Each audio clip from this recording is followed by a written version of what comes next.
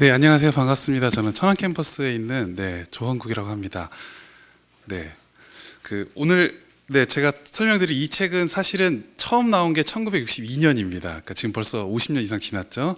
그리고 그 약 50년이 흘러서, 그러니까 처음 나온 지 50년 지나서 2012년에 다시 50주년을 기념해서 이 책이 나왔습니다. 그리고 그 앞부분에 이언 해킹이라는 과학 철학자가 이 책에 대한 내용을 쭉 설명을 해놨는데요. 혹시 이 책 읽어보신 분? 네, 한 분 정도? 네, 안 읽어보셨으면 이 책을 한번 읽어보시는데 팁을 한 가지 드리면, 이 책이 상당히 두꺼워 보입니다. 그러면 바로 읽는 걸 포기할 텐데 그러지 마시고 앞에 이언 해킹의 서문이 있습니다. 한 40페이지 정도 분량이거든요. 그것만 읽어보시면 전체 내용을 이해할 수 있으니까 그만큼 읽어보시고, 더 관심이 있으면 뒷부분까지 읽어보시면 아마 내용을 이해하는데 여러모로 도움이 될 것 같습니다. 네. 자, 이게 원래 영어로 나왔던 그 책의 표지고요. 오늘 제가 드리고 싶은 질문은 크게 두 가지입니다. 혹시 여기 나와 있는 이 그림이 뭔지 혹시 아세요? 이 사진, 이거 처음 보시죠? 얼마 전에 중력파 발견해서 뉴스가 엄청 떠들썩했던 거 기억하시죠? 바로 그 실험 장치입니다. 약자를 리고라고 표현하는데요. 장치에 대한 설명은 시간이 짧으니까 자세히 하진 않고요. 여기서 여기까지 한 2km, 이게 한 2km 되는 장치입니다. 계속 레이저 같은 주파수를 쏘다가 중간에 변화가 있는지를 체크를 하는 거거든요.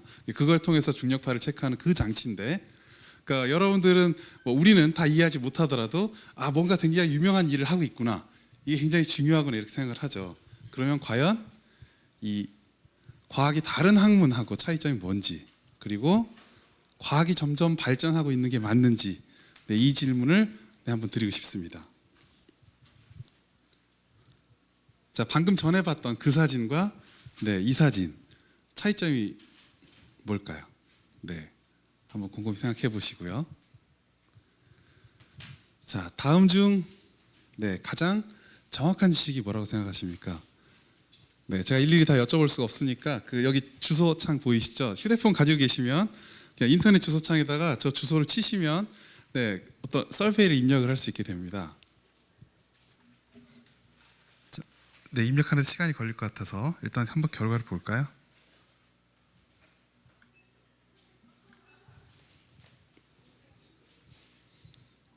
보이시나요? B랑 E가 제일 많죠? 지금 철학이랑 과학이 비슷한 위치를 가지고 가고 있네요. 그러면 여러분들은 왜 과학을 제일 중요한 위치에다 놓았습니까? 그것도 한번 생각해 보시기 바랍니다. 자, 과학이 그러면 다른 학문에 비해서 가지고 있는 특징은 과연 뭘까요?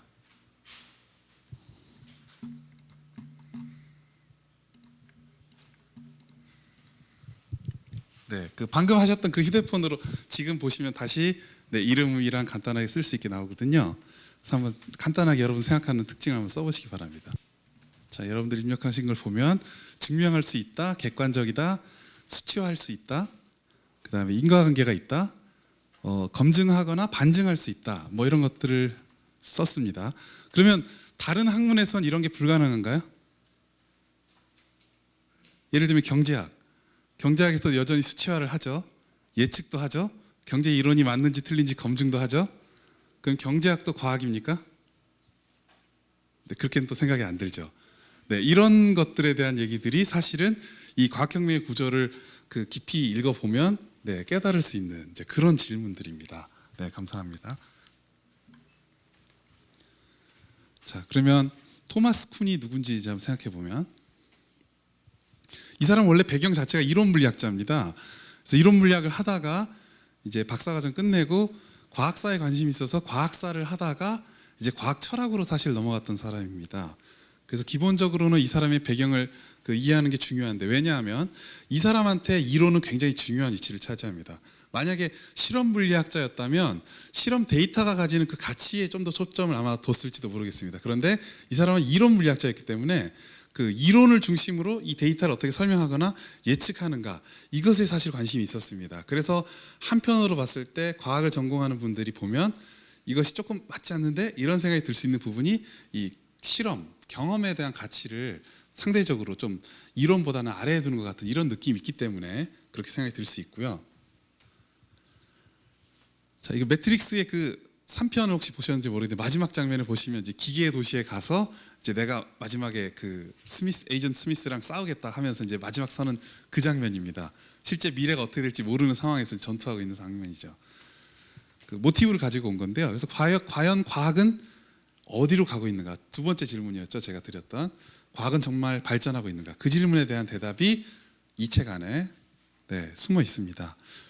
그 책을 보시려면 몇 가지 용어에 대해서 좀 이해를 하고 보시는 게 훨씬 수월합니다. 첫 번째가 패러다임입니다. 두 번째가 공약 불가능성 혹은 통약 불가능성이라는 이야기입니다. 제가 오늘 강연하면서 계속 설명할 내용들이고요. 세 번째는 퍼즐 맞추기 혹은 퍼즐 풀이, 네 번째는 그 게슈탈트 이론입니다. 그리고 아노말리, 그 변칙 사례라고 아마 책에서는 번역이 되어 있을 거고요. 그리고 크라이시스, 변칙 사례 가져오는 위기를 말합니다. 마지막으로는 크루셜 익스페리먼트, 그 결정적 실험이라고 하는 이 용어들을 이해를 하시면 이제 이 책을 이해하는데 많은 도움이 될 겁니다. 이 책에서 가장 중요한 용어를 찾으라면 아마 패러다임일 겁니다. 근데 이 패러다임을 보고 제가 느꼈던 첫 인상이 그 이 구절이 생각났습니다. 요약하자면 새 술은 새 부대에 담아야 된다. 이런 내용인데요. 이 술을 담는 부대, 가죽, 이것 하나의 패러다임이라고 본다면 결국에는 같은 내용이라도 다른 패러다임에 담기게 되면 전혀 다르게 보일 수 있다. 이렇게 생각이 들었습니다. 자, 먼저 패러다임이라고 하는 게 뭐냐? 그러니까 우리가 일반적으로 생각하는 패러다임의 의미는 원래 쿤이 의도한 바와는 사실 좀 거리가 멀었습니다. 그래서 3판 내지 4판쯤이 나왔을 때 친히 이제 후기를 씁니다. 이 책 뒤에다가 내가 의도한 바는 이게 아니다라고 하면서 설명을 쭉 하는데요. 그러면서 두 가지로 나눕니다. 첫 번째가 그 examplar, 법례라고 하는, 그러니까 표준적인 하나의 예, 이것의 그 의도로 썼습니다. 예를 들면 영어에서 study를 보면 study 이런 식으로 현재, 과거 분사를 쓸 수 있죠. 그럼 다른 동사들도 예에 맞춰서 쓸 수 있겠죠. 이게 하나의 그런 예라는 겁니다. 이게 원래 패러다임의 가장 좁은 의미였고요. 이걸 좀 넓혀서 생각하면 탐구 방법이나 대상, 분석 도구, 수학적 방법, 이런 것들을 공유하는 체계입니다.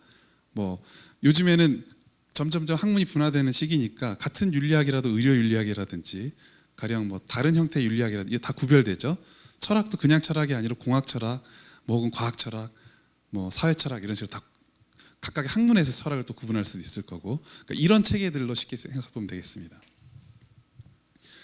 그리고 이 패러다임 하면은 이제 이해해야 되는 게 과연 이러한 패러다임이 어떻게 변하는가에 대한 내용이 이제 중요한 핵심이 될 텐데, 그 가장 처음이 이 전 패러다임이라고 하는 겁니다. 그러니까 패러다임이 없는 이전 시기의 패러다임이에요. 사실 이 부분에 대해서는 이 논쟁거리가 될 수 있습니다. 왜냐하면 이전에도 패러다임이 과연 없었는가에 대한 질문을 던지면 속 시원하게 답하지 못할 가능성이 크기 때문에 그렇고요. 패러다임이라고 하는 게 자리를 잡으면, 그러니까 우리끼리 전부 다 같은 어떤 지적인 스타일을 맞추게 되면 그걸 정상과학이라고 부릅니다. 그런데 때로는 이 정상과학으로 설명할 수 없을 것 같은 그런 사례들이 등장합니다. 이게 변칙 사례입니다. 그리고 이것들이 점점 증가하면 위기를 가지고 오고, 이 위기 때 새로운 패러다임으로 바뀌기도 합니다. 그 쿤이 쓴 내용을 보면 크게 세 가지로 갑니다. 하나는 정상과학이 그대로 승리하거나, 혹은 아예 붕괴되거나, 전부 다 붕괴돼서 아예 답이 여러 개인 형태로 순간 존재하거나, 아니면 이전 게 붕괴되고 새로운 게 넘어가는 이런 형태가 됩니다. 그래서 정상과학을 하는 동안에는 사실은 이 패러다임의 변화를 위한 새로운 뭔가가 이루어지지 않는다고 쿤은 얘기합니다. 주로 하는 것, 그 과학에서 하는 활동이 세 가지인데, 첫 번째가 어떤 현상에 대한 관측, 사실 자체에 대한 관찰입니다. 두 번째가 사실하고 예측했던 이론과의 어떤 비교, 이런 것들이고요. 마지막이 패러다임을 좀 더 다듬을 수 있는 이전의 다른 것들에 대한 반론을 제기하거나, 혹은 수학적으로 정리하는 이런 행동들이 일어납니다. 그래서 실제로는 정상과학 기능은 새로운 패러다임을 불러오는 게 아니라 그걸 유지하려고 하는 특성이 있습니다. 네. 죄송합니다. 그리고 이 패러다임이 성립하려면 조건이 필요한데 첫 번째는 공동체가 필요하고요. 과학적 무리가 필요하고, 그리고 두 번째는 풀어야 될 문제가 있어야 됩니다. 이미 모든 문제를 다 해결하면 더 이상 그 패러다임으로 가치가 없는 거고, 그리고 역사상 지금까지 모든 문제를 푼 그런 사례는 없습니다. 그러니까 풀어야 될 문제를 놓고 같이 공동체들이 협력하거나 경쟁하거나 이런 시스템, 이것을 패러다임의 조건으로 부릅니다. 그런데 참고 삼아 조금 더 말씀을 드리면, 이 쿤과 또 비슷하지만 다른 생각을 가졌던 이 과학 철학자가 폴 파이어아벤트라는 사람입니다. 이 사람은 어떤 식으로 설명을 하냐면, 이 시기에서 쿤의 주요한 설명은 패러다임을 증명하고 유지하려고 계속 실험을 하는데 어떤 순간에 자기와 의도와 다르게 다른 결과를 얻게 되고 그것이 축적돼서 위기가 되고 다른 패러다임으로 넘어간다, 이렇게 봅니다. 그런데 이 사람이 바로 폴 파이어아벤트인데요. 파이어아벤트는 그렇게 생각하는 게 아니고요. 기본적으로 이 패러다임이 바뀌려고 하면 다른 마음을 가지고 있는, 이게 틀렸다라고 공격하고 싶은 누군가가 필요하다. 그래서 이게 마치 옛날 20세기 초반에 있었던 그런 사회주의 혁명가들이 썼던 전략인 일종의 프로파간다, 이런 전략들이 필요하고, 좀 심하게 얘기해서 이 사람은 어떤 거든 다 된다, 이렇게 생각합니다. 왜냐하면 기존에 속해 있던 사람은 자기 걸 유지하고 싶어 하지 이걸 바꿔버리고 싶어 하지 않기 때문에 새로운 생각을 가진 소수, 그 사람을 길러내기 위해서는 주류 과학이라는 걸 만들어서는 안 된다고 생각합니다. 그래서 이 사람의 생각을 무정부주의적 과학, 이렇게 부릅니다. 그래서 쿤과 비슷한 이 패러다임의 전환이라고 본다면 비슷한 생각을 가지고 있다고 볼 수 있지만, 쿤은 그걸 유지하려고 하지만 거기서 의외로 나타난 사례들이 바꿔간다고 본다면, 파이어아벤트는 그게 아니라 아예 그걸 틀렸다고, 자기 걸 맞다고 주장하고 싶은 어떤 소수에 의해서 이 전복이 일어난다, 이런 관점을 택하고 있습니다. 그리고 과학이라고 하는 것이 새로운 이론을 아마 만들고 자기 이름을 붙이는 어떤 엄청난 걸 아마 다들 과학을 한다면 이걸 하고 싶을지 모르겠지만, 실제 과학에서 이루어지는 활동은 작은 퍼즐 맞추기와 같다, 이렇게 설명을 합니다.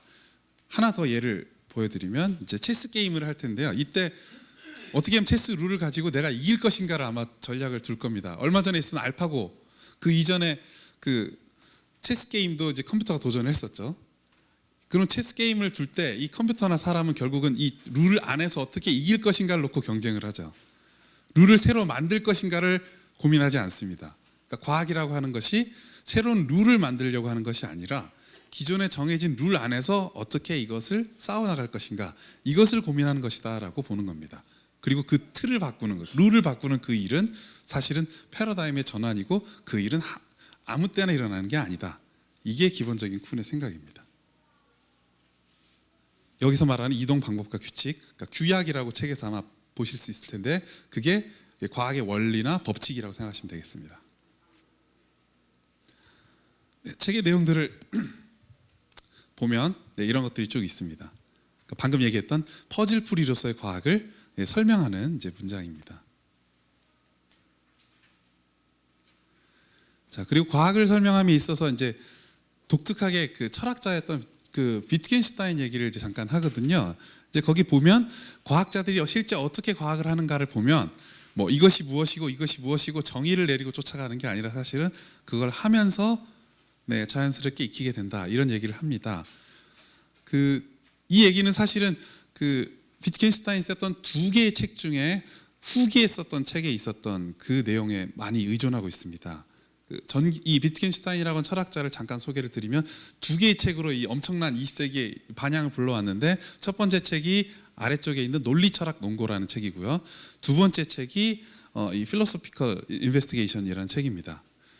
그러니까 전기에 있었던 책의 내용은 우리가 가지고 있는 문제의 가장 핵심적인 것들은 이 단어의 의미, 언어의 의미가 명확하게 표현되지 않기 때문이다. 따라서 이것을 명확하게 하려면 가장 기본적이고 바꿀 수 없는 기본 언명 혹은 기본 단어 이런 것들로 바꿔야 된다라고 설명하는 겁니다.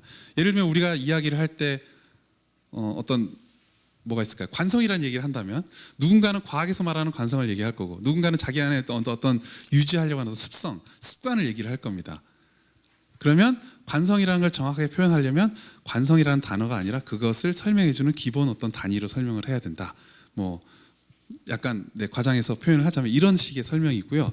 그 생각이 위트겐슈타인이 후기에 가면서 바뀝니다. 언어라고 하는 것이 그런 정의에 의해서 이루어지는 게 아니라 쓰임새를 통해 이루어지는구나. 마치 애들이 말을 배울 때 그냥 어른들의 말을 그냥 무작정 따라하죠. 따라 쓰다 보면 그 의미를 익히게 되죠. 그런 방식으로 이루어진다라고 하는 것을 이 위트겐슈타인이 얘기를 합니다. 그리고 쿠는 그것을 가지고 와서 과학자들이 하는 행위, 그 다음에 과학이란 무엇인가를 이런 식으로 설명을 합니다. 그 앞에 제가 제일 처음 드렸던 질문 기억하시나요? 과학이 다른 것과 구별되는 그 특징, 논리적이거나 예측 가능하고 혹은 아까 검증 가능하다는 얘기가 있었는데요. 모든 과학이 과연 검증이 가능할까요? 예를 들면 그 얼마 전에 있었던 그 중력파 실험 다시 재현할 수 있습니까? 또 다른 그 무언가의 사건이 일어날 때까지 그냥 무작정 기다릴 수밖에 없죠. 예를 들면 진화론, 이것도 그 사건이 다른 어쨌든 지금 현재 진화론을 다시 검증할 수는 없으니까 다시 확인할 수 없죠. 빅뱅 이론도 마찬가지고 사실은 어떤 과학 이론은 그런 것들이 있습니다. 사실은 과학 안에서도 조금씩 다른 형태를 가진다고 보는 거죠. 이제 그런 의미를 설명하기 위해서 위트겐슈타인 얘기를 잠깐 썼고요.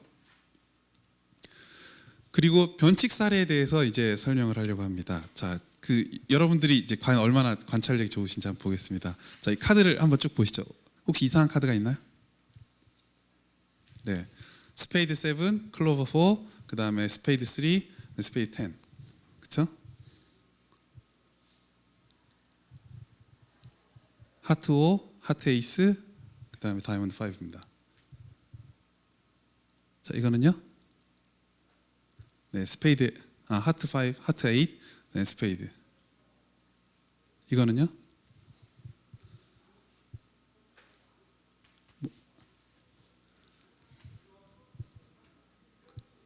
혹시 이상한 거 아직 못 찾으셨나요? 다시 한번 보여드릴까요? 여러분 보시기에 왼쪽에 있는 카드가 뭔가요?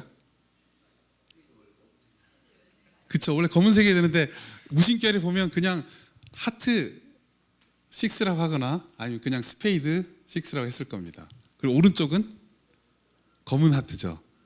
그 실제 쿤이 이 얘기를 쭉 쓰거든요. 사람들한테 카드를 이렇게 막 넘기다 무슨 카드인지 읽어보게 쭉 시켜요.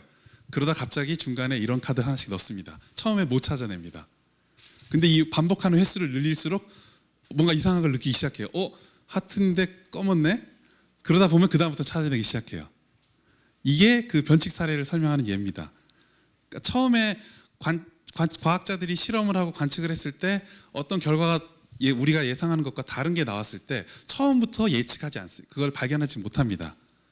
처음에는 아예 발견을 못하거나 무시하거나 인식을 못하는 이런 상황이 발생하는데 실제 천왕성이 나타날 때 그랬습니다. 천왕성이 거기 있음에도 불구하고 아무도 그거에 대해서 인지하지 못했습니다. 그런데 누군가 그것에 대해서 이의를 제기하자 저게 독특하게 움직이네? 그러면서 이제 선왕성이 이 태양계 행성으로 들어오는 이런 사례들이 있거든요.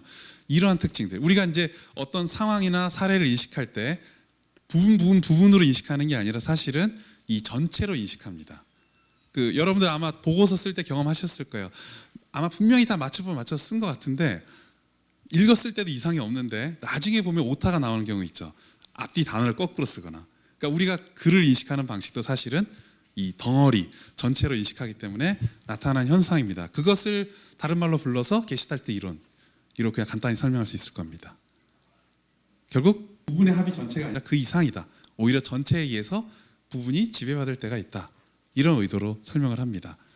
그 과학에서는 어떻게 설명하냐면 어떤 새로운 사실이 딱 나왔을 때 제일 아래 왼쪽처럼 이거 별거 아닌데 이렇게 설명하거나, 두 번째는 그냥 좀 쓸만한데 X선이 나왔을 때 천문학자들이 느꼈던 겁니다. 왜냐하면 외부로부터 오는 다양한 형태의 전자파가 있는데 그 중에 X선이 이런 것도 그냥 있군 이렇게 생각하거나, 마지막으로는 이건 이런 엄청난 게 있구나 이렇게 반응하는 이런 방식입니다. 그리고 이것들이 쌓이면 이제 위기라고 하는 게 부딪히는데요. 앞서 제가 말씀드렸던 것처럼 세 가지 이제 형태가 나타납니다. 그냥 정상과학이 승리하거나, 그러니까 무시한다는 의미가 아닙니다. 보통 이런 경우 어떤 방법을 쓰냐면 애드혹, 보조 가설 혹은 예외 규정들을 둡니다. 마치 그 문법에서 예외 규정 듯이 과학도 이런 것들이 가능합니다. 특정 경우일 때만 이런 것 나타난다.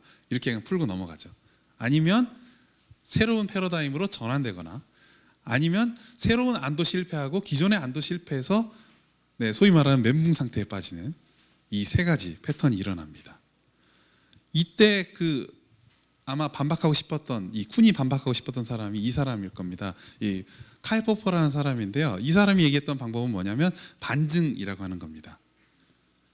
과학이라고 하는 것은 반증 가능성을 염두에 둬야 된다. 그러니까 반증할 수 없는 것은 과학이 아니다. 예를 들면 신은 존재하는가? 이것은 반증하기가 매우 어렵죠. 증명하기도 어렵지만 반증하기도 어렵습니다. 그래서 이런 것들은 과학이 아니다. 예를 들면 지구가 태양을 주변을 돌고 있는가? 이것은 반증할 수 있죠. 이런 것들만 과학의 대상으로 하고 반증 가능성이 높은데 반증이 안 되는 게 좋은 이론이다. 이렇게 설명을 합니다. 근데 쿤이 설명한 관점에서 보면 반증 사례라는 게 나와도 보통의 사람들은 무시하거나 예외 규정을 둬서 자기 생각을 그냥 그대로 굳히고 가죠. 그런 관점에서 보면은 쿤은 포퍼를 틀렸다고 얘기할 겁니다. 과학자들은 그렇게 쉽게 생각을 바꾸지 않는다. 그리고 패러다임의 비교, 그러니까 패러다임에서 다른 패러다임으로 어떻게 넘어가는가에 대한 설명으로 이제 등장하는 게 이 태양 중심설에서 지구 중심설에서 태양 중심설로 넘어가는 이 내용입니다. 실제 이 과학혁명의 구조 책 이전에 썼던 그 본인의 책이 그 코페르니쿠스 혁명이라는 책이고요. 거기서 이제 설명을 하는데요.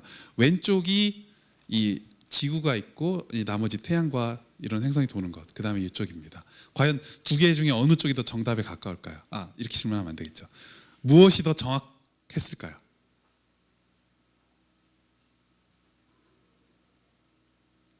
그냥 통념상 아마 이쪽이 더 정확했으니까 아리스토텔레스나 프톨레마이오스가 주장했던 게 그냥 버려졌겠지 이렇게 생각하실 텐데 그렇게 생각하면 오해입니다. 적어도 코페르니쿠스가 존재했을 그 당시에는 왼쪽이 훨씬 정확했습니다. 왜냐하면 코페르니쿠스는 전문적인 그 관측 기술을 가지고 있었던 천문학자가 아니었고 본래 신부잖아요. 그리고 정확성이 있어서도 다른 부가 가설을 썼기 때문에 훨씬 정확한 방법을 쓸 수 있었습니다. 왼쪽이 이 지구 중심설이 그 태양을 중심으로 지구가 돈다고 했을 때 주요한 아이디어의 그 근거는 뭐냐면 잠깐 앞으로 가볼까요? 여기 태양이 있고 여기 수성이 있고 지구가 있습니다. 그러면 지구는 사실 이 안에만 돌잖아요. 그럼 이 각도를 벗어날 수 없겠죠. 이것을 최대 이각이라고 하고 내행성이 이제 앞으로 갔다 뒤로 갔다 우리가 봤을 때 그렇게 보일 겁니다. 그 문제를 해결하기 위해서 어떻게 쓰냐면 이런 방법을 씁니다. 이렇게 간다는 거예요. 그러면 특정 각도 안에서 앞으로 갔다 뒤로 갔다 하는 것처럼 보이겠죠. 그래서 이런 방법을 주전원이라고 쓰고요. 그런데 또 사실은 타원이잖아요. 우리가 도는 궤도가. 그래서 타원 방법을 쓰기 위해서 중심에 태양인 지구가 있는 게 아니라 약간 틀어져 있는. 그래서 이심이라고 부릅니다. 이 두 가지를 통해서 해결을 합니다. 이런 식으로. 근데 보기에 너무 복잡하죠. 사실은 정확성의 문제가 아니라 보기에 아름답거나 혹은 그 아이디어가 더 왠지 끌리니까 이렇게 보이는 겁니다. 그래서 어떤 과학자들은 이거를 과학이 가지고 있는 미적 가치에 의한 것이다. 쿤 자체도 미적 가치라는 얘기를 살짝 언급을 하고 있고요. 이런 관점에서 그 이론이 선택되는 것들을 설명한 사람들이 있습니다. 뭐가 더 아름답게 보이세요?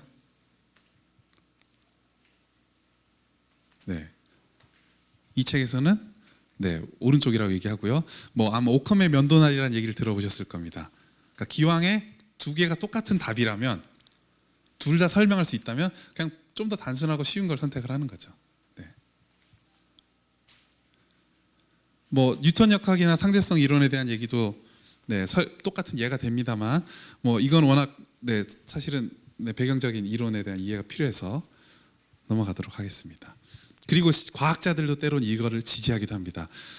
그 전자기학을 완전히 그 고전 전자기학을 완성했던 중요한 과학자가 제임스 클러크 맥스웰이라는 사람인데요. 이 사람이 쓴 말 중에 일부를 보면 과학에서 조화롭고 아름다운 것을 추구해야 되겠다. 그리고 폴 디렉 같은 이제 양자역학자 같은 경우는 이 본인은 실험 시계만 어떤 이케이션을 찾는 것보다 아름다운 이케이션을 찾는 게 훨씬 더 중요하다. 이런 얘기들도 남기고 있습니다. 그럼 이제 궁금할 겁니다. 그럼 과학혁명이 왜 지속적으로 일어나지 않는가? 이 책에서는 어떻게 설명하냐면 오늘날 우리가 가르치는 교육은 지금 관점에서 과거를 다 설명하기 때문에 혁명이 일어나지 않은 것처럼 보인다고 하는 겁니다. 그러니까 우리가 마치 지구 중심설을 틀렸다라고 얘기하는 것은 그냥 우리의 관점에서 과거를 보기 때문에 그런 문제가 일어난다라고 얘기하는 거고, 실제 이 두 개는 서로 비교할 수 없다. 왜냐하면 과거에는 어떤 목적, 근원에 대한 물음에 관심이 있었지만 지금은 그런 것들에 관심이 있는 게 아니라 물질적이고 실제 관측 가능한 것에 대해서만 설명하려고 하죠. 다른 가치관에 있기 때문에 사실은 비교할 수 없다. 마치 과학과 종교 혹은 음악과 미술을 서로 비교할 수 없듯이 이런 것들을 그 공약 불가능성 혹은 통약 불가능성이라고 부릅니다. 그리고 이것이 일어나지 않게 보이는 것은 단지 오늘날의 의미에서 과거를 재해석해버리기 때문에 그런 일들이 일어난다라고 설명을 합니다. 그러면 이 그림 하나 보여드리겠습니다. 그 빨간색이 기온 변화고요. 여기는 그 파란색이 이산화탄소의 양입니다. 자, 보통 많이 이렇게 주장하실 겁니다. 대기 중 이산화탄소의 농도의 증가는 기온의 상승을 가져온다. 자, 이 그래프를 보시면 맞는 얘기입니까? 예, 아마 제가 이 제기를 안 했으면 그냥 맞다고 생각을 했을 거예요.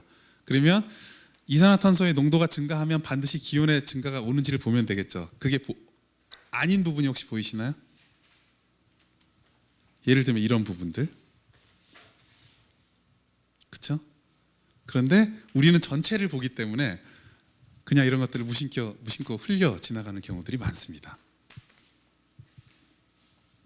그래서 패러다임을 그럼 전환할 수 있는 어떤 전략이 무엇인가? 이 책에서 얘기하는 게 결정적 실험, 그러니까 반박하기 힘든 어떤 임팩트 있는 어떤 실험, 마치 얼마 전에 있었던 중력파 실험, 그 다음에 상대성 이론이 결정적으로 입증될 수 있었던 중요한 그 사건이 1918년에 계기일식이 일어났을 때 에딩턴이 실제 가서 관측했던 거였거든요. 이런 사건, 이 소위 말하는 뉴스거리가 되는 핫 이슈.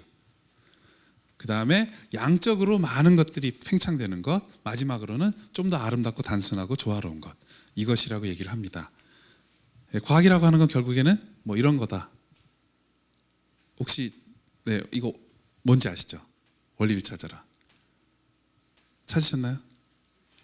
네, 어렵죠. 네, 아마 30분 더 띄워드려도 찾기 어려울 겁니다. 자, 뭔지 혹시 아시겠어요? 네, 이거 매지가입니다.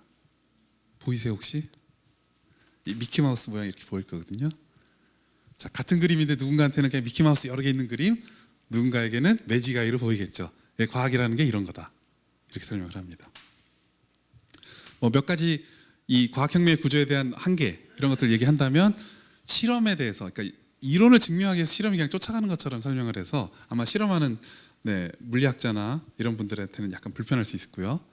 그러면 한편으로 좀 과하게 갔을 때 그러면 이것도 저것도 아닌 거면 우리는 도대체 뭘 연구하고 있느냐, 이 질문을 할 수 있을 텐데 대부분의 과학자들은 실제 자기가 연구하는 것들을 존재한다고 믿고 따라가는 입장에서 연구를 하기 때문에 아마 반박하기 쉬울 겁니다.